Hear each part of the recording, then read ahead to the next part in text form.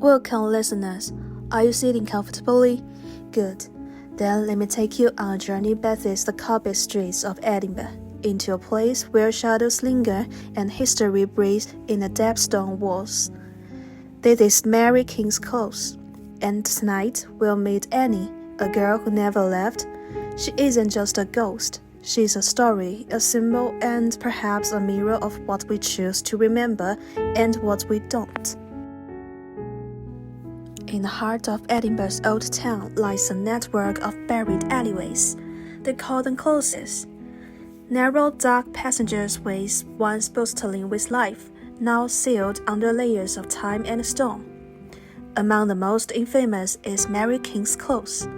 Named after a 17th century fabric merchant and widowed mother of four, it's become home to both the city's elite and its struggling poor. In the 1640s, the plague swept through Edinburgh like smoke. Overcrowded and unsanitary, Mary King's Close was particularly hard hit. Many were quarantined and left to die, their cries muffled behind locked gates. Later, in the 18th century, the town council built over the close to create the Royal Exchange, burying parts of it under vaulted stone ceilings. Today, the close is preserved time capsule, a tourist site, and some say a haunted relic. Ghost tour whisper tales of plague doctor in brick masks, of spirits glimpsed in a deep corner, but none are as famous as poignant as the tale of Annie. The year is 1992. Edinburgh hums with modern life, but just beneath the surface, the pulse still stirs. On a guided tour of Mary King's Close, a Japanese figure cake named Akko Gibbo descends into the dim corridors. She feels it immediately, the cold, the grief. And in one room, something stops her in her tracks, a presence. The guide begins to explain.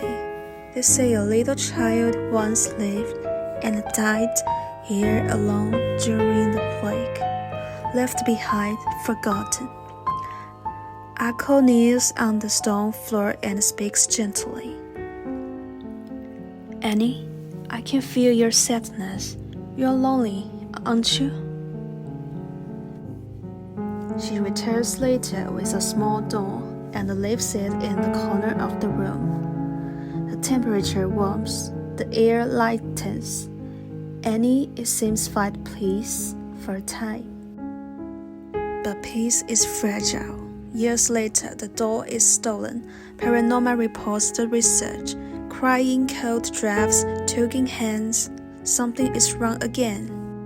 The real Mary King's Close launches a campaign. Bring back the doll.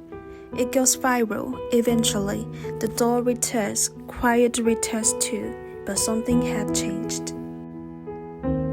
But stories don't always stay still.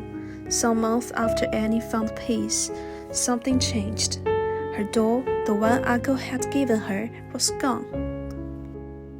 At first, staff thought it had slipped beneath the pile of gifts in Annie's room. But after a thorough search of the site, the truth became clear. It had been stolen. What followed was a surge of paranormal activity. Reports of crying intensified. Visitors described a chilling presence. Some felt their clothing pulled. Others claimed to see the shadow of a little girl in the corner, her face twisted in a sorrow. The real Mary King's Close responded quickly, launching a global appeal under the hashtag Bring Back the Door. Their message was simple: return the door, no question asked. The campaign gained traction across social media. The story touched hearts. Eventually, the doll was returned, anonymously left the entrance to the site. Since then, the haunting has quieted, but the public response has already taken root. Today, Annie's room is more than a haunted space, it is a shrine of compassion. Visitors leave plush animals, letters, badges, even handcrafted gifts.